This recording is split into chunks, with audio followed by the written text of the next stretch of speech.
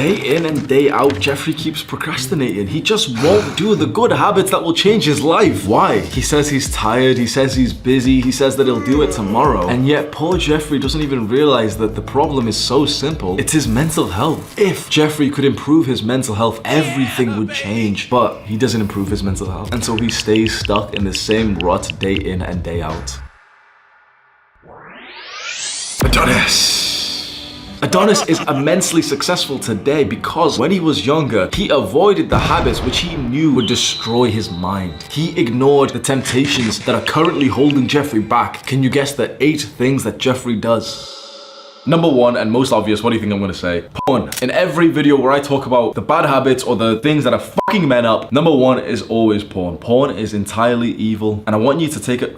I was just gonna go on like a big fucking rampage on especially the OnlyFans creators, you know, the girls who are whoring themselves out. Are they bad people for this? Women are seeing the supply and demand. They're seeing, you know, there's so many guys are horny, so many guys are willing to pay for like digital fucking content of women. So many guys are willing to sign up to OnlyFans, and it fucks up, you know, their mind even more. Women are seeing this demand. They're seeing that they can potentially make a lot of money, and then they're signing up to it. Is that really a bad thing? Is a woman who posts an ass pic on Instagram, who causes your relapse, is she a bad person for this? Because is she really causing your relapse, or is it just you? Now sure, times are way harder. It is way harder to abstain from porn and masturbation now than it may have been years ago. Certainly like for me, 17, 18 when I first found NoFap. And the hardest thing was like, yeah, I used to be on Reddit every day and there'd be porn there. It was just fucking weird, bro. This is my analysis of the porn world. It's just everywhere. I was 17 years old on Reddit looking for, you know, like interesting posts of the news or like some interesting shit, or, you know, searching up like games that I liked to play at the time, you know, the subreddits of those. And you scroll down the r/all page of Reddit. So it's not even a subreddit, it's not even like a niche or anything.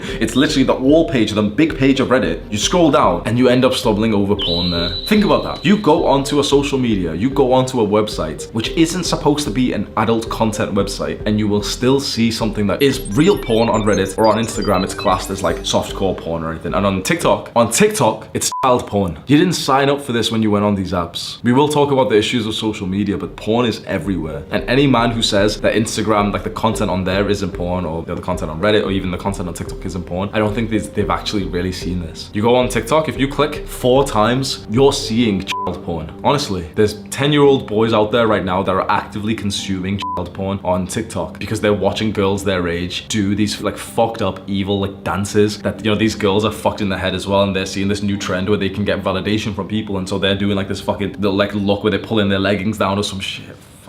The whole thing is fucked. I don't know how we can fix this on the grand level, but I know on the personal level what you can do is be pissed off every time you see this kind of content, and whatever you see it on, find a way to instantly, aggressively like stop that. So if you're on Instagram, you can click on like the dots and it says like don't show this page again. If you're on TikTok, I don't know what you can do on TikTok to be honest, but like if you're on Reddit, just fucking uninstall it because Reddit's just shit anyway. When you actively consume porn, it undeniably destroys your brain. You don't need me to tell you any more of this, and hopefully by now, you watching this, you already know the dangers. Maybe you're a level 50 NoFapper like myself. I wouldn't even consider myself a NoFapper to be honest. I just don't jack off, honestly. I can't even remember the last time I fucking beat my meat, probably like a year ago or something. It's like maybe once a year or some shit like that. For me personally, I stopped watching porn when I was about 18 years old because I saw all this like these negatives of it, and I really felt this. And for masturbation, like actually, you know, like you can do them separately. You can fap without porn, you can watch porn, right? So I stopped watching porn, and there was one time where I'm just fapping and you might find this cringe or awkward or whatever, but it literally just clicked and I just said, this is what beta males do. And since that moment, I've hardly ever done it again. It's simple as that. It's as simple as that. When you're watching porn, you're saying to yourself that you're the beta male that needs to watch another man fuck the girl. When you're just fapping, thinking about some girl, or, you know, watching porn with it, or, you know, on Instagram, you're literally conditioning your brain to see you as a fucking chump. Do you really think the guy fucking the girl is fapping instead of just going to fuck her again? I didn't want that, bro. I fucking hate this concept of like conditioning myself to feel like a fucking chump. So I stopped it there. Hopefully that can help you, bro. If you don't want to be a fucking chump, every time you get that urge, just say, nope, I'm not a beta male. The second thing that's destroying men's mental health, this is probably the second thing after porn, is listening to the modern dating advice. So many men have been conditioned to date and interact with women like they are chumps. Most likely you are a chump when it comes to speaking to women. And if you're arguing right now, you know if you are. You might argue with this. If you haven't been successful with girls, truly, if you haven't had girls literally like ask you to sleep with them, almost plead to you, you're probably in the chump category, because most guys are honestly. But there might be some arrogant kind of guy who's watching this who still is getting left on red, who's still like this, but he's like, no, you need to understand most guys are chumps when it comes to getting girls. Why? Because every kind of content you've seen until recently, because you're watching this kind of stuff online, but every movie, every book, every TV show, every TV advert, every conversation with other people your age, and you see your chumpy little best friend who's acting like a little bitch towards this girl, and when she's girl cheats on him or she's just not interested or whatever, and you see the way, well, your dad's not even in the home, is he? So it's a bit of a fucked situation, isn't it? Most likely you've never even seen like your father romanticize with your mother. Most likely you've never even seen a masculine man, how a truly like masculine, like alpha male kind of man interacts with a woman. If you watch that, if I told you what really happens with like a high level man and a woman, you would think that I'm lying. If I told you, you know, an experience of mine, you would think, yeah, he's lying, he's boasting. Oh yeah, sure bro. Because the real way to interact with women, it changes a lot. I've done a lot of videos on those, so you can go and try and find them. I'll link one right now. The issue with your mental health comes when you follow the normal blue pill advice, which is telling you to just be nice to girls. It's telling you to just care about them, to ask about their interests, ask about their hobbies. Bro, when I look online, apart from in my space, in the space of like, you know, men giving advice, you know, on YouTube, masculine kind of like anti-PC kind of men, like assholes in a sense. Apart from this space, bro, everywhere I have ever seen online, the dating advice is absolutely trash. You know, just a few days ago, I Googled Tinder advice. Like I wanted to see what these like dickheads on Google, like, you know, those Google searches were saying. You can see this if you want. Every single article, pure trash. These guys, bro, one of them literally said, oh yeah, take like a fucking like professional like passport picture as your fucking Tinder pic. And it's just got some chump there who you can guarantee gets 0 matches per day. Bro, I changed it all. And when I slightly talk about like the success that I've got, I see little chumps, like I see guys reacting to my videos when I talk about how many matches I used to get per day on Tinder. And then, oh yeah, sure, dude. Yeah, sure, dude. Like, shut the fuck up, bro. Men like me seem like the asshole, the bad person when we give advice of like, yeah, here's how to actually attract women. What people don't understand is that advice like this is life-changing, because when you tell a man to act more like the alpha male and you tell him to act more like Adonis, who's focused on his work and his mission, who's thinking about, you know, he still loves women, but he's thinking about them a lot less than, you know, most guys are. What people don't understand is this advice saves lives, because the conventional, normal blue pill advice, like everything you've got in your brain regarding dating, will lead to you being left on red. It will lead to you not even being attractive. It will lead to you not being the guy who fucks her on the first time that you meet her, and it'll be someone else, and you'll be the guy taking her on like 4 dates first, awkward to try and hold her hands, but she's just been doing some stuff last night, bro. This evil, normal, widespread advice leads to men totally obsessing over women, whilst women are focused on their work, their career, and their goals. And that is a fucked dynamic. Women aren't happy with this modern dating, and men aren't happy with this modern dating. So anyone you see pushing forward the good boy kind of message, who you know, you see these guys who are doing like anti-alpha male videos, you see these guys who do like anti-red pill videos, they're fucking evil, because they're still pushing this same fucking widespread message where no one's happy. Women aren't happy in the modern dating standard. Men aren't happy. It's only when you go back to the traditional way. It's only when you as a man become masculine. It's only when she as a woman becomes feminine will you be able to have any level of a good relationship. This normal advice, following everyone else's like mainstream dating advice, it will destroy your mental health, like it did for me, like it did for my best friend, like it did for every guy. And still to this day, it pisses me off. I'm used to it now, but it pisses me off because men like me are seen as the enemy for this. The amount of these little skinny neck guys, I could snap them in half. The amount of these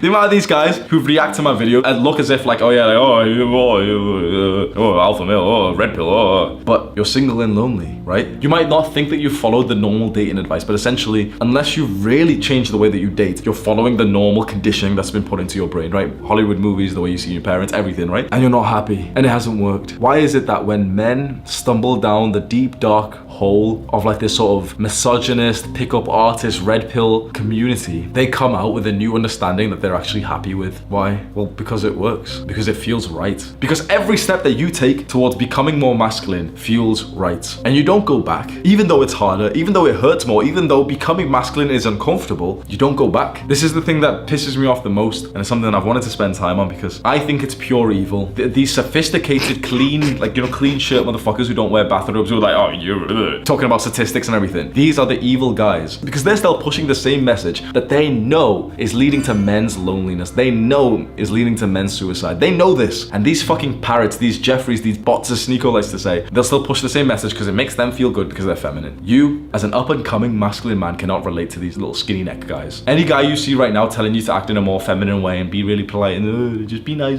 just ask about her hobbies, dude. You don't relate to him at all. I'm glad that I came onto the scene. My ego's getting like, it's not even my ego, honestly. Like I still have lots of weaknesses and I acknowledge those. But I'm glad that I came onto the scene because before I did, the YouTube, social media, everything was just run by these little male feminists. Just use a nice picture of you at a wedding, dude. Like, stand up straight and smile for your Tinder pic. I came onto the scene and I was like, bro, do this. Get ripped. Be naked. Get a towel. Put it in front of your dick and take a Tinder picture like that, and I guarantee you'll get 5 times as many matches. I was 18, getting like a supermodels match per day. Like, I was getting 10, 15, 20 matches per day. Any of these male feminists would hear that right now and be like, oh, yeah, right, dude. The statistics actually, shut the fuck up. I was the first guy who came onto the scene. I was like, yeah. Grab a towel, put it in front of your dick. Like, the girl who's gonna fuck you, she's gonna right swipe on that. Maybe you don't want to be a degenerate, fair enough. I actually respect that. But I came onto the scene, angry motherfucker in a bathrobe, just like fucking chest air out, and screaming at you to push you to be more masculine, to abandon this feminine bullshit conditioning. I'm seen as misogynist. I'm seen as someone who should be cancelled. I'm seen as this bad person. But you know these guys who don't even look into this, and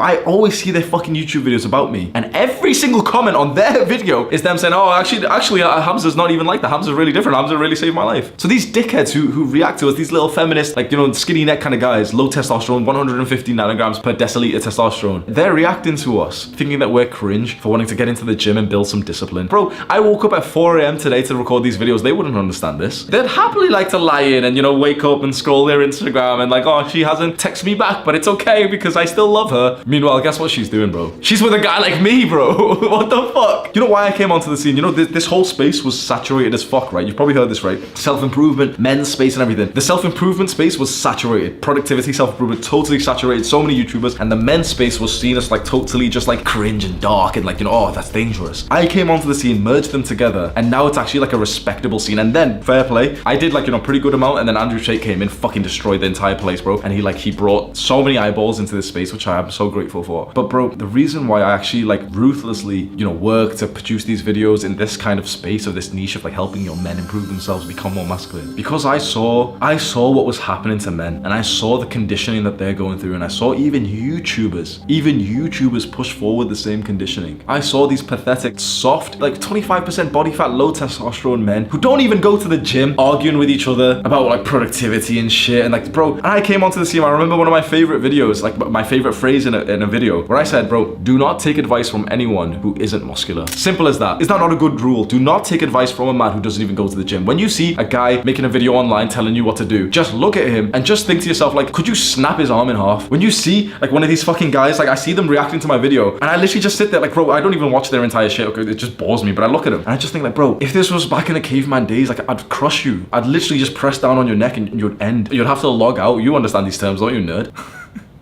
When I see these guys, all I can just think is like, how can you disagree with our message? What is wrong in your brain to think, okay, actually take a second. Don't just like, you know, don't just judge a book by its cover. You're a nerd, you're an intellectual, right? If some fucking little nerd is gonna try and argue with me, I can't respect him, bro. If it's like, you know, some guy who looks quite masculine and he's saying, no, Hamza's wrong about this thing, then I'm like, okay, shit, like, bro, like, fucking yeah, keep talking, bro. I'm like putting it on fast forward and stuff. I'm like trying to listen, take notes and stuff. Like, okay, let me see what this guy is saying, because I can respect him just instantly because he looks hard. He looks like he's a fucking leader. He looks like he's a man. I can respect a man. I can respect women. I can respect masculine women. I cannot respect weak feminine men. Say this with me. I cannot respect weak feminine men. When you see this anywhere, you say this phrase into your mind. When you see these little dickhead YouTubers arguing with our message, oh, it's really toxic. How is it toxic? How? Go and look at our channel banner. Go and look at the fucking meetups that we do. Go and look at the message that we're actually sending, and oh, it's really toxic. Oh, yeah. Repeat after me. I cannot respect weak feminine men. That's like the phrase, that affirmation I'm just gonna say. Anytime I see one of these guys, I cannot respect weak feminine men. If it's a fighter, if it's a man criticizing my message, bro, fair enough. I'll listen to it. The third thing that's destroying men's mental health, it's actually on the decline, like it's actually going down significantly, which is so good to see, is men not exercising or like really pushing and training their bodies. You know, I said this to my friend Sam. I want you to actually answer this question, right? I personally think that Andrew Tate has gotten more young men into the gym than all personal trainers, than all fitness YouTubers combined. Honestly, he's probably got 1 million guys to start going to the gym. One man. And you know what's really interesting? He has never sat down and told you 1 gram of protein per pound of body weight. 5 times 5 strong lifts is the best way, and then increase your weight by 0.5 kg every week. Progressive oval. He's never said this shit. He just shouted at you about the importance of training your body, and people were motivated to do that. If you're in the self-improvement space, you know this argument between discipline versus motivation, and every fucking bot will say, oh yeah, discipline's really, you know, I say this myself, right? I'm maybe a semi-bot, but every fucking guy says, oh, motivation's not really important. You don't need to be motivated. Well, he just motivated the entire world of young men to get into the gym, and he's changed the world forever for that. I think motivation's a lot more important than we've ever considered. And seeing this effect that he has had on the young men to go into the gym, every young guy's doing push-ups these days. Everyone. There was these fitness YouTubers that are just dickheads. There was these personal trainers that, you know, oh yeah, whatever, just yeah, maybe I'll sign up to a personal trainer and hopefully it'll change my life, and it doesn't. Like, there was these things for years and years and years, and most guys weren't actually exercising consistently. Tate came onto the scene, showed his physique, showed that he was a masculine guy who used to fight people, and suddenly every young guy's doing 500 push-ups a day, or they're trying to do 500 push-ups now. It makes me feel so good seeing the decline of like men's inactivity, because so many guys just were fine not doing any kind of exercise, or used to do cope exercise. Like, oh yeah, I'll just go to the gym and just walk on I'll just run on the treadmill for, yeah, go on, do some cardio. That cardio is really nice and it improves your health. As a man, you need to do some fucking resistance training. Seeing that decline and seeing more and more guys just accept the fact that you have to get into the gym, you have to build some muscle, is so good to see. And then when I see the guys who don't do this, when I see the guys who don't even go to the gym, who don't even build any muscle, who don't even like, who literally look like weirdly like androgynous, they almost look like they've got female bodies, they've got like lower belly fat, skinny arms and stuff. I see these guys, you know, if you're like that, if you're improving, that's fine. But if you're like that and you're not improving, that's a disgrace. That's honestly a disgrace. And when I see these, like the same fucking guys I'm speaking about on YouTube saying, oh, well, this advice is toxic. Well, bro, you need to take the advice. You need to take it. If you're one of these guys watching right now, maybe you're reacting live, maybe you're on stream, but you can pause the stream because this will change your life. I know you're not going to do it because you're a pussy, but this could change your life. Stand up, go to the bathroom, take your shirt off. Matter of fact, take your pants off as well. Look at yourself in the mirror. Really just look at your body, and you can't help to feel ashamed. When I look at myself in the mirror, you can call me a dick, arrogant, ego, whatever. When I look at myself in the mirror, I feel fantastic. This is how you're supposed to feel as a man. You're supposed to have a body that looks like it's carved from marble, that you have sculpted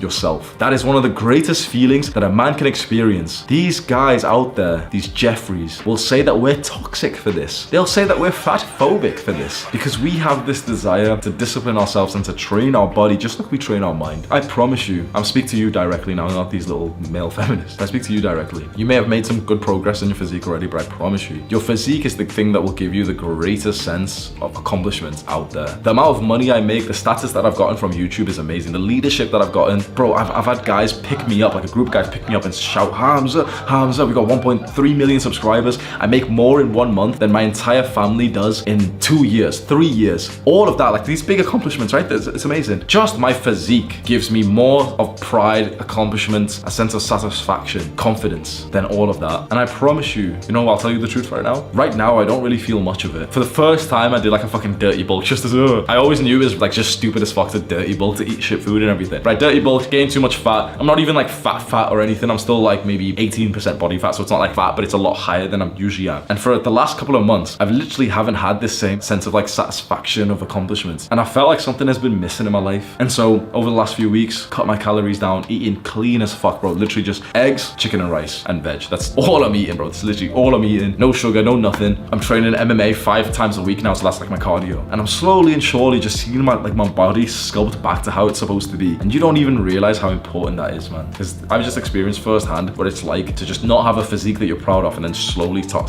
to see it again. And so I can relate to the, like, you know, the guys who are in this position right now and your physique's not that nice, you've not been building it for that long, and you've been making, like, come on, let's be honest, you've been making some stupid as fuck choices with your diet and everything. Improve it, bro, honestly. Because it's not just improving your physique, it improves your mental health. And what's so interesting, the way to improve your physique, especially your diet choices, you know, the things you eat, the way to improve it is so interesting. It's not actually to think, oh, you know, to eat this and to eat this. It's actually to improve your mental health first. I found the greatest improvement to my diet when I started to meditate and journal first. It's so interesting. No one ever said this before. All these fitness YouTubers were telling me like how to weigh each fucking grain of rice neurotically and shit. And yet the thing that improved my physical health and my diet, the things that I ate the most, I literally just started meditating. And then I started to see all that shit food. You know, I didn't do any of that childish environment control. You know, you've always seen like Atomic Habits. It's a good book. You've always seen this mindset of like, oh yeah, just throw it all away and just hide it so it's not in front of you, bro. And I didn't do that. My family still was buying like shit junk food. Every day they eat that stuff, all right? I walk through the kitchen, there's temptation. Straight away, grab the potatoes, grab the salmon, grab the veg, olive oil, boom, make my meal. Every single day there was temptations in front of me, didn't do anything. You know why? Because I trained my willpower. I refused to take the advice of everyone else on the scene. This is again, you know, I came onto the scene and what pissed me off, there's 2 things that pissed me off. One, it was like the fucking low testosterone guys who were giving advice to men, but 2, it was literally the diet advice that everyone was saying, oh yeah, just, you know, throw away all the junk food and just close your eyes and make sure you don't see any junk food, then you won't eat it. And I was literally just sat there thinking, okay, I've tried this advice. I know these motherfuckers haven't tried this advice, because you know what happens when you throw away all the junk food. Guess what happens? You haven't trained your willpower, so the next time you go into work or into school and your dickhead fucking coworker or friend offers you some shit, you don't have the willpower to say no. So you take it and you feel like shit. I was the first person to come onto the scene and actually tell you, but willpower is so much more important than you think. Everyone was criticizing willpower, saying, oh, it's not important, just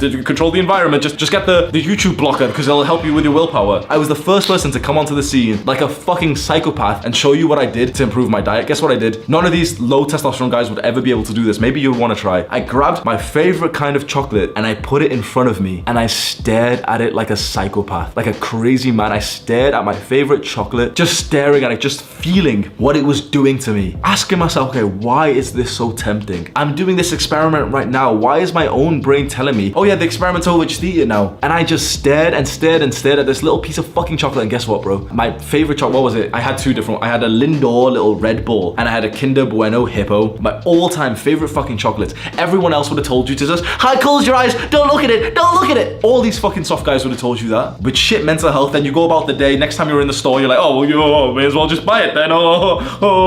Next time, the diet starts tomorrow. All these guys who aren't even muscular, who aren't even lean, giving out this fucking advice of like, yeah, just willpower control it. All these guys who are on day 2 of NoFap telling you like, oh yeah, this porn block is really good, bro. I was the first person to come onto the scene and tell you my fucking psychopathic tactic to improve my willpower. And the young men around the world resonated with it. Because you were tired of hearing this bullshit advice, bro. I was tired of hearing it. I followed this bullshit diet advice and it really fucked my mind up. This idea of like, oh yeah, just don't buy the food. Now I'm at home and I've got mad cravings. Oh, let's just hop on Deliveroo and order some cake. And before I know it, I've already ordered it. Your life changes not when you don't order the cake, but when you order it, you sit there and you stare at it and you don't eat it. That was the point of all this. My mental health improved significantly when I started doing this exercise. And all those sophisticated research study kind of guys, you know, the ones in like clean shirts and stuff, the low testosterone guys, they'll tell you that this is wrong. They'll tell you that this is, oh, willpower is actually, Yeah, whose advice do you want to take, bro? Look, take one look at them, take one look at me. Look out, they don't have any shirtless pictures. Yeah, I wonder why, but if you did imagine what they'd look like shirtless, bro. The fourth thing that's destroying men's mental health is an interesting one, at least for me, for a man like me, not having a routine. I want you to think of a military routine. 4 a.m. wake up, 4:30 PT, 5:30 stretch, 6 class, whatever they're learning, like fucking phonetic alphabet or something, right? 7 breakfast, regimented, right? It's kind of the same as a school timetable, isn't it? 9 a.m. start, 9:30 science, 10:30 math, 11:30 lunch, 12 maths again, fucking 1:30 whitewashed propaganda history, you know, shit like that, right? It works. It really works. Now I know a lot of people who don't need routines. They actually prefer not being on one, but I would highly suggest, if you're one of those, or if not, but I highly suggest that you at least try to get onto a routine. And there's one I can give you right now. I will put it onto the screen right now. This is my current daily timetable. Putting it down like this into, you know, the iPhone Notes app. It's so specific. The iPhone Notes app with like the little table. You could just take a screenshot of this if you want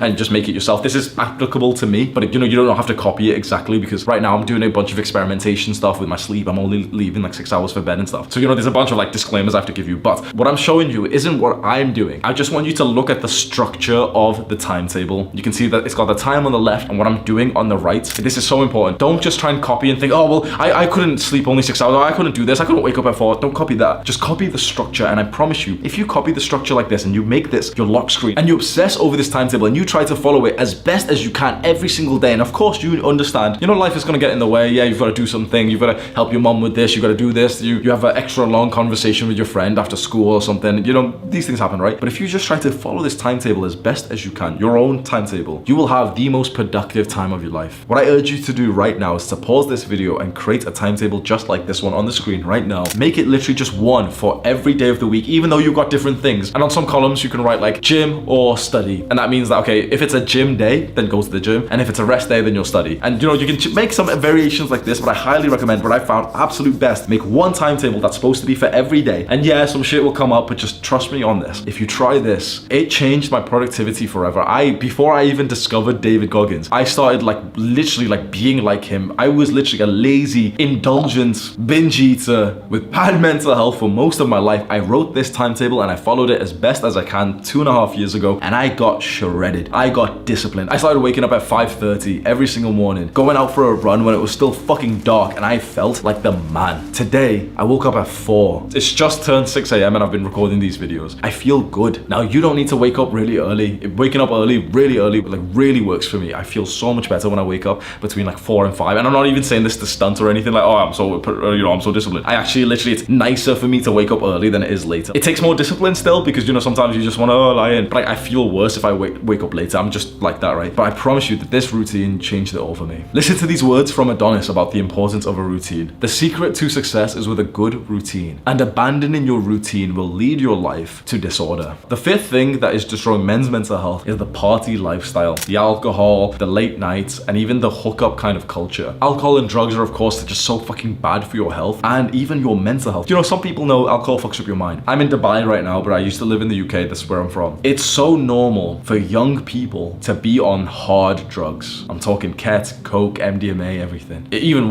like nitty shit, bro. NOS is like this fucking balloon, fucking poppers and shit. Just people there are literally trying to just feel any fucking stimulation possible. Like they're literally fucked in the head. It's like a counter, like double thing where it's like the party lifestyle, drugs and stuff leads to bad mental health, but also bad mental health leads to this lifestyle. Anyone you see who's in like dirty raves in the UK, I promise you right now, they're not happy people. They're like, they might seem happy on their fucking Instagram story or something. They're happy when they've got narcotics, like they've got fucking drugs in their system. I've been in this environment, so I'm telling you right now firsthand. I'm insulting previous, like younger me as well. I'm telling you right now, everyone who's in the party environment, like the hardcore drug environment, is fucked in the head. There's people who, you know, go out to the club every now and then and, you know, they have one or drink or something. Okay, fine, fair enough. But there's people in the like UK especially is so bad for like dirty drugs. It's a dark kind of environment to be in. The sixth thing that's destroying your mental health is social media, particularly TikTok. I mentioned social media at the start of this when I was speaking about porn, and I always say this, like you can pretty much combine the two. Social media and porn aren't that different these days because there's adult content on both of them. If anything, porn's a little bit less evil these days because it's like, yeah, well, when you go onto a porn website, you know you've got to go watch porn, right? On social media, you didn't mean to go watch porn, but there's porn on it, which is a bit fucking malicious. You don't need me to spend time saying, yeah, social media is bad for your mental health. You know this. There was a really good video. I think it's so good. I honestly, like, I'm really impressed by the video that I made, and it's titled TikTok is Worse Than You Thought. I'll have it linked as a card or in the description. I highly recommend you watch that video. I think it's really good. I took the title and inspiration from a different YouTuber called Moon, who's a good friend of mine. The seventh thing that's destroying your mental health is video games. My friend, my best friend, and my right-hand man for this entire thing is Sam. When I first hired him, he was a total Jeffrey. Like, I'm talking like full on like 10, 12 hours of video games per day. A couple of months before that, he was in such a depressive rut that he used to brush his teeth maybe once a week. Maybe. I want you to imagine that. He used to play video games for about 14, 12 hours a day. He didn't brush his teeth for 5 to 10 days at a time. Why is it so common? This exact symptom, you know, not brushing your teeth. Why is that so common amongst video gamers? The amount of like video gamers I've seen who have literally got like messed up brains. Why? People think the reason why someone gets into a video game is because, you know, they're feeling depressed and stuff, and so, you know, I've got nothing else to do, so I'll just play video games all day. I promise you that is not it. I've directly helped maybe about 100 guys so far, like one-to-one, like, you know, speaking to a guy, and obviously online through YouTube, maybe it's thousands, maybe it's more, right? So when I tell you, hopefully you can believe this, like, I think I've like not researched, but I've spoke to people who are actual video game addicts the most. Honestly, a lot of people, right? Or maybe